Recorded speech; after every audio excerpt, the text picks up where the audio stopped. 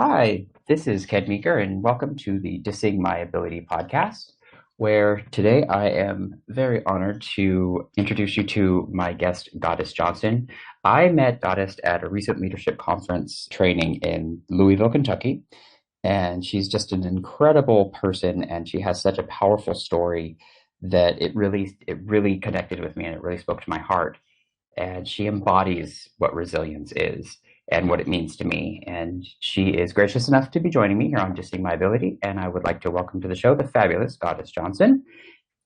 And Thank you. you're welcome. Oh my gosh. What an introduction. I'm speechless.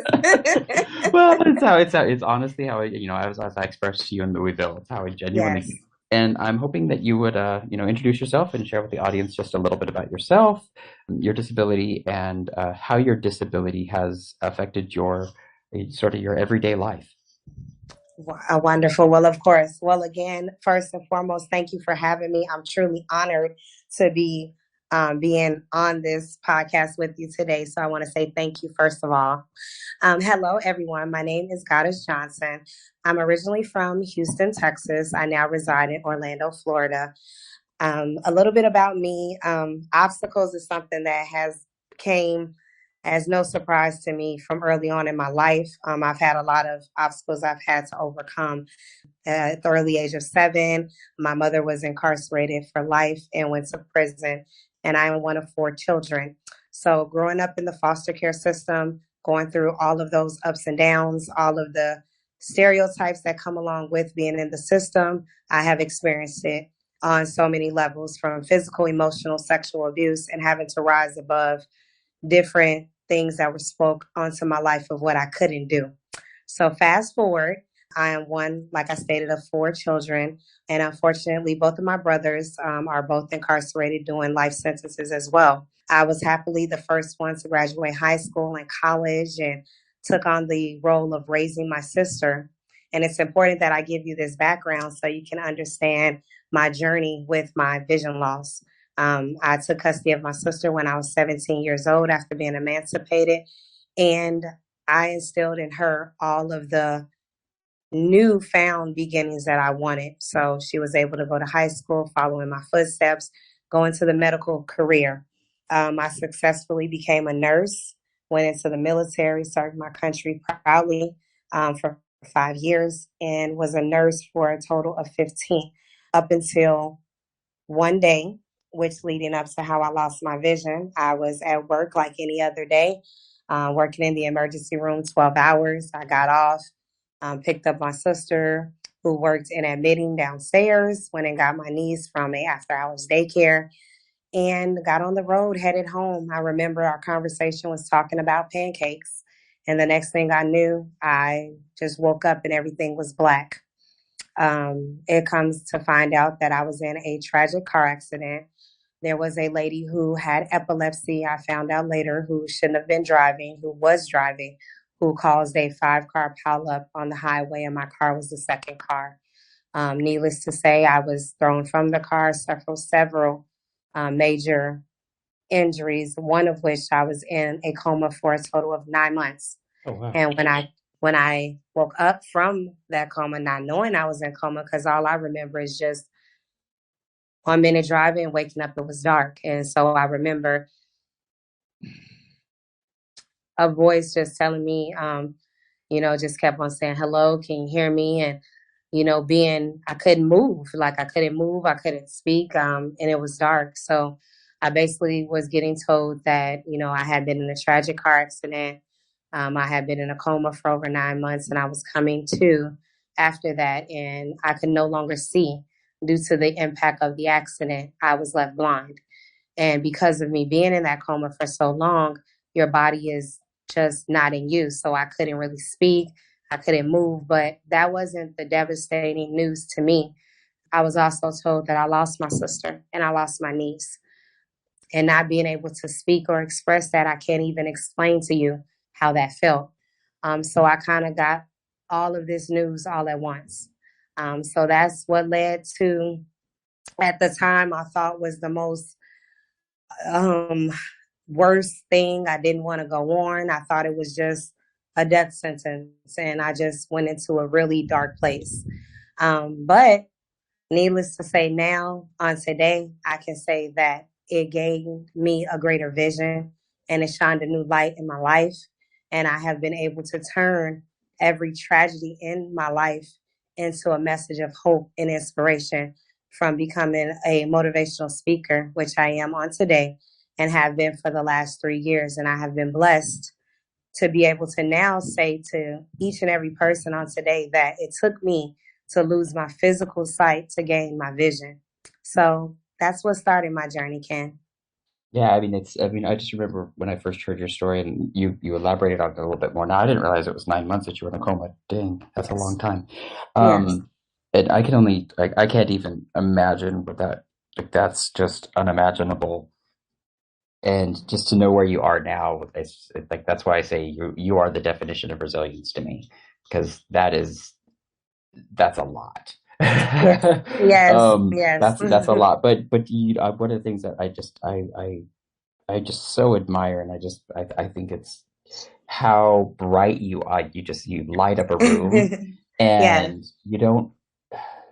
Yeah, a lot of we all have our share of tragedy, and yours is probably far greater than most people's. That's for sure. But what you don't live in that tragedy, and No. that's what I love. It's you acknowledge it happened.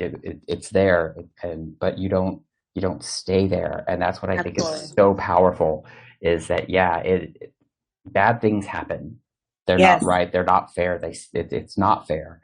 Right. But they happen, and if we don't acknowledge it, if we don't, if we don't say yes, this happened. It's not right, but it's not gonna cause me harm every single day, and I can rise above it, and I can do with my Absolutely. life the things that would make the people that aren't around with us anymore proud, and that's what Absolutely. and I have no doubt that your sister and your niece are that they're so proud of you Thank you. for everything that you're doing and accomplishing, and just it's And just and I absolutely admire and you just so much. thank you.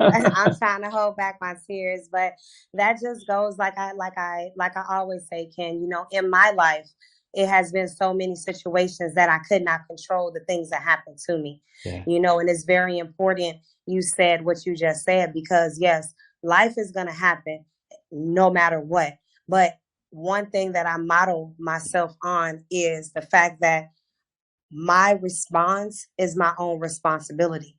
yeah, So, how I respond to a situation, I can control that.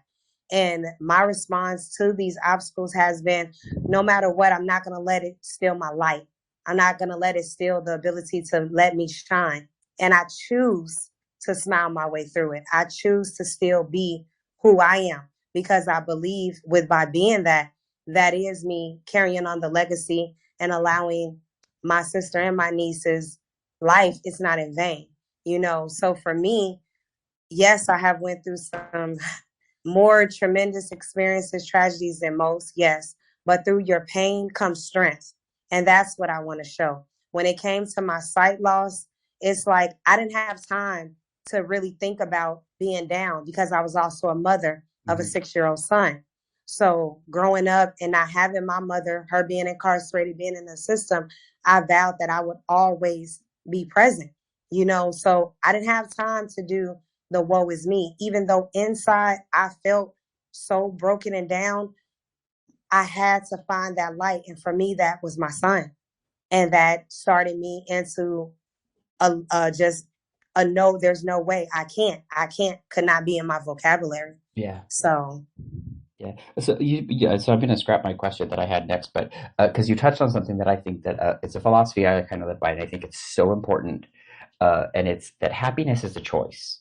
It yes, doesn't mean it's easy, and it sometimes it's very difficult to find, and sometimes it is a struggle to be there. But I think in order to be happy, you must want to be happy, and you have to choose that that's what you want to be. And sometimes it's very difficult to get to that spot, but you have to want it in order for it to happen. It's not something that happens to us; we choose it. Um, and so I think that you hit on that just so eloquently. But then you said something else that really resonated with me is that, because of your son, you didn't have you didn't have the choice to sit there and wallow, and because you had a responsibility, and you couldn't stay in that negative space because you had a responsibility and somebody you loved you had to take care of, right? Uh, Correct. it reminded me of, so I lost my sight in 2014, took about 2.5 years to get better. And during that time, uh, I lived with my mom, or we lived together. Yes. And as soon as I sort of became stable with my health, my mom was diagnosed with stage 4 cancer, and I Mm. became her caregiver.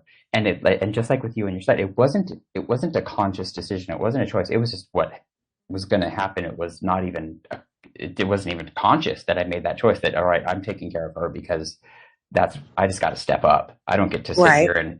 and. So I love that sense of hurting still, Yes. and that you acknowledge all of that, and you realize that all of that can coexist together, and just be open and honest about that, because I think that oftentimes people are like, well, they have to hide that either the sadness or the fact that they're hurting inside, and that they just have to be strong 100% of the time and sort of shove down that pain. But you don't have to. It can all coexist together, and I think that's so important to acknowledge that it doesn't have to be one way or the other. It can be a bunch. Life is Correct. complex. Yes, it can. It can. And you find a way to kind of manage, like trust the process in itself. You know what I mean? And when you're as a parent, my son gave me a strength that I can't even explain, Ken, which I'm pretty sure you can relate with the bond between you and your mother, because we've shared that, So for me, he didn't see a mom who was disabled. He never saw a disability in me. I remember my son telling me I was in over 2 years of rehabilitation therapy to learn how to walk, talk, and speak again. So by this time, he had turned 8.5. And it's like, I remember my son saying, Mom, we're going to do this. And that's all I needed to hear. Yeah. You know, it was so many people in my life that were taken for whatever their choices or whatever reason. But he was my gift, and he was there. So he gave me the strength that I didn't know about any kind of rehabilitation therapy when I lost my sight. I didn't even know about using a cane, but we were able to work together, and I was able to learn how to get around, to navigate. I was able to be able to cook. I was able to teach all of these skills to myself again with the help of my child, and we managed to do it together, And he grew up, he learned a lot of things. He was balancing a checkbook at 8. He appreciates that now. Right. But, at the time, he never ever made me feel like I couldn't. Yeah. And that was something that I just can never explain how that made me feel, and that wasn't the end for me. I did have his father was there for some time. I did ended up getting pregnant with my daughter. And at that point, that was another chapter in my life, which I shared. I was the relationship became abusive. So I was in a domestic violence relationship at this time, but I had lost my sense of inner self worth due to my blindness. Mm-hmm. So even though I had learned these skills, I was no longer making this good money, nursing and doing this. And I didn't feel like anyone would want me because I didn't feel like I was worth it. So I stayed in something that was unhealthy because of a lack of knowing my own worth, which took me going to see counseling and get therapy, which I'm a big advocate for, because at that time that helped me sort through those issues. And then I got my confidence back, and took me to step out on a faith walk with being 4 months pregnant to make a decision to just up and move to Florida where I knew no one. But I was determined to do more for myself. And I knew I did not deserve that, Mm-hmm. and never knowing that decision was going to be what changed my life for the better. Yeah, well, I'm glad that you found that strength again. It's interesting. You mentioned therapy. I'm a big, big, big, big, big proponent of it. Yes. It has saved my life. That is Yes. for sure. Yes. We all have stuff we have to go through in life, and we can't do it on our own. Oh We need no. reaching out is not a sign of weakness. Reaching out for help is a sign of strength, saying I don't have the ability to deal with all of this myself.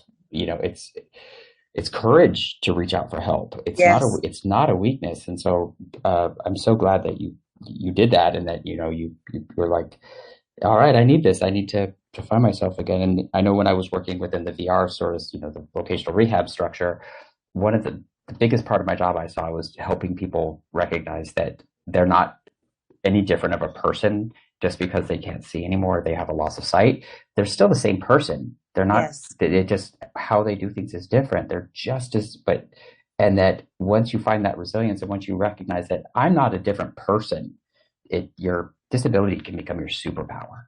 Yes. Yes, it can. I And know that for, it has. I mean, for you, I mean, you definitely have superpowers. That is for sure. That is absolutely for sure. Thank you, Um, love. because I mean, it's just astonishing to me to know your journey and what you shared with me and where you are now. And it's like, how could, if you can do it, That's it. You I hit it mean, right on the because it nail. wasn't just vision loss, it was so much more. Oh, yeah, right. And, and it's like, all right, well, I'd have never justified it, being like, whoa, with, my poor self because, I can't, I run into a pole or something like that. But it's, all of our journeys are different, but you're just, I just think you're amazing. I really do. Thank you. You're welcome. So, I wanted to touch on something that you had mentioned about getting around and traveling and learning how to travel again and stuff like that. I can relate to that, because we both have, neither of us drive, Right. because we definitely shouldn't be driving either. And I don't know enough much about Orlando and their public transit system, but where I am in Phoenix, it can be quite a mess to get around sometimes. Same And here. when you don't drive, it's like people that do drive. I don't know if you've experienced this, but where they kind of, I don't want to say they look down on people that don't drive, but it's Hmm. like I felt like an inconvenience sometimes having to ask for a Correct. ride, and it's kind of sucks. Absolutely. So, Absolutely. what kind of challenges specifically have you sort of had to? I mean, because you have kids, and it's just me most of the time. Right. So, how have you sort of dealt with that the issue of getting around and grocery So shopping that, and public oh my, transportation and all that kind of stuff? oh my goodness. The reason I had the gray hair. So with traveling, that was like one of my biggest like moments, because as I shared with you earlier, I didn't know about rehabilitation therapy, none of that. Schools for the blind. So in the beginning, everything to me, I just kind of roughed it. So trying to go through the public bus system was my first experiences, to the point where having to develop techniques on my own, not using a cane because again, I didn't know anything about it. So it wasn't until I came to Florida and then I got introduced to paratransit, because there was this bus that used to come in my complex all the time. And my daughter actually remembers, she was like, Mom, she met the one of the little girls in the complex, and her mom had a sight problem as well. And so she was like, her mom, that they're coming to get her. And so I asked her, I was like, well, how did is that a special service? And that's when this light bulb went off, and I got I was educated on paratransit. And then she began to tell me about this school for the blind. And I'm like, what? Okay. Yeah, And then I learned, hey, you could ride the bus for free. I'm like, huh? Okay. So it's like, what has this been all my life? And then so I immediately called, the Division of Blind Services. That's what we had to go through here. And they began to tell me all this stuff. And I'm just like, do you all know what I've been going through for the last 7 years? Because for 7 years, I had adapted to the things that I had taught myself. And here I was now finding out all of these resources. It's like the sky was the limit. yeah, So for me, it took a lot of pre planning, because having, my children were 8 years apart, and having here in Florida, if your child is born before a certain time, they can't just start preschool. So it was me and my daughter, a lot of the time. So when I got introduced to paratransit, it got a little easier. And then thank God for Uber and Lyft. I mean, the creator of that, I just would like to give them a big hug, because when that came about, it was like, now it's like, okay, because with being a motivational speaker, traveling is something I do a lot. I'm always in a different state, somewhere I don't really know it. So it's like important to me. I have to pre-plan. I'm, going through, I'm checking to see, okay, is the airport, do they have, IRA? Is this available? How far? It's a lot of pre-planning in my life. And the biggest struggle in the beginning was, the treatment you get when you can't drive, like, that whole mentality or that whole aura that went around with it for me was the hardest thing to deal with, because I'm a very, upbeat, nice type of person. And I tried my best to treat people how I want to be treated. And oftentimes when I would run into, someone who was driving, whether it be paratransit and they weren't as kind, I found a way just to speak with them, not in a negative way, but just to remind them of the wonderful it is to still be able to do what you're doing. Because for a person like me, what happened to me, it could happen to you. It was unexpected. So you never know when you can be on the other side, and you would want to still be able to feel like a person. You would want to still be able to get around. So I guess to answer that, I kind of learned how to utilize a teaching method to kind of get the person or whoever was in that situation to kind of understand, the importance of what you're doing. I'm appreciative, but you never know the background of the story. So for me, that was my biggest obstacle within the whole, this whole journey of my sight. Yeah, it's cool. I like that you mentioned, I use Uber and Lyft a lot myself. I always wind up sharing, even if it's a short ride, just sort of, why they're driving and I'm not. Yeah, it's a great And how much icebreaker. yeah, and just how much I appreciate what they do and how easier it makes my life. And sometimes I don't know if you've heard the same thing, but like when I tell them, I lost my sight, they're like, oh, that's it. You either get, oh, that sucks, or that Yeah, well, I'm some sort of, sorry. yeah, I'm Yeah, sorry. Yeah, you get, I'm sorry. And I'm like, I'm not. I'm I'm good. I not get around just exactly. fine. I'm, Yeah. thank you, but I don't need you to be sorry for me. I'm fine. I'm good. You talked about planning and how much planning has to go into travel, like especially if you're going somewhere unfamiliar, like to a new city or whatever. And I can absolutely relate to that because I do the same thing. I plan out, like when going to Louisville, I was on my phone, I was mapping everything Oh, out, looking at yes. everything. I wanted to know where everything was. And so, one thing that I'm pretty sure that you've encountered, because you probably do at least as much travel as I do, if not more. What happens when like your ride doesn't show up, or they cancel on you, or those types of things? So, how do you deal with that? How do you handle those situations? And so, it's funny you asked me that because I just had encountered that today. I had did all of this to schedule. As I shared, I'm currently, I was sharing with you, I was in California. I'm actually going to be the keynote speaker of a youth empowerment conference here, and I'm the type of person I like to get places early. So if I had it, I kind of, and I'm glad I do that because that's kind of like my answer. So I have to pre-plan, but always plan to be at least an hour or 2 hours early to wherever I have to be, and which can avoid a situation like today. I had, set up everything and plan, and because I wanted to be able to take some, some gifts to kind of thank the coordinators and things like that. And so I was like, okay, I want to do this. I'm on a schedule. And, they do the thing where they're coming, you're waiting, and then all of a sudden your ride's canceled. And then the next ride is like 14, 16 minutes. And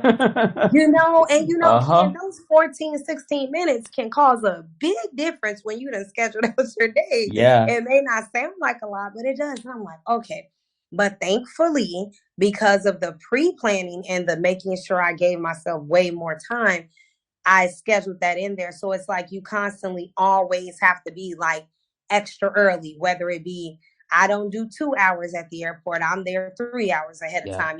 I just never know, because if I have to can't do Uber Lyft for whatever reason, I have to depend on my paratransit. That can be a whole coming to Jesus moment in itself, waiting for them. So, That's so true. I'm glad you put it you that way know, because that's so and, true. right. And I try to do it like that because I do it for two reasons. First of all, this world doesn't conform to our disability. We Yeah. learn to adjust in it. Yeah. And need, I don't want the special treatment. I want to be held at the same standard. I Yeah. want to be professional. If I'm booked for something, I want to be there on time. I want to show up on time. That's just me. And also, it helps me keep my attitude in check. Because when you are frustrated because you're late, sometimes that tends to project off on the other person. And a lot of times, I don't know if you experience, sometimes you're the first interaction that someone has had with somebody who is legally blind or Yeah. visually impaired. And I don't want the way I'm feeling from being frustrated or something where I could took a few extra steps to come off, and then they be like, ugh, this, and then Mm-hmm. sometimes that one bad experience can just turn you off.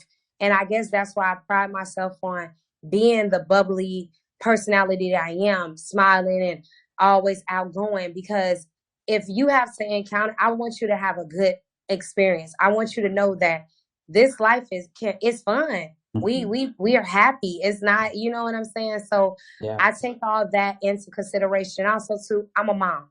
And a lot of times when I'm traveling sometimes or going places, I'm with my child or I'm with both of my kids when my son's home from college. And I believe in setting an example that they can look up to. And when I'm not around, I know they're exemplimenting the same characteristics of their mother. And it prides me to know that I'm doing a good job because my son's 19. And I get people coming up to me still now like, oh my God, he's so, and that Mm-hmm. means something to me. So it kind of that's how I kind of worked around that and made it work for me.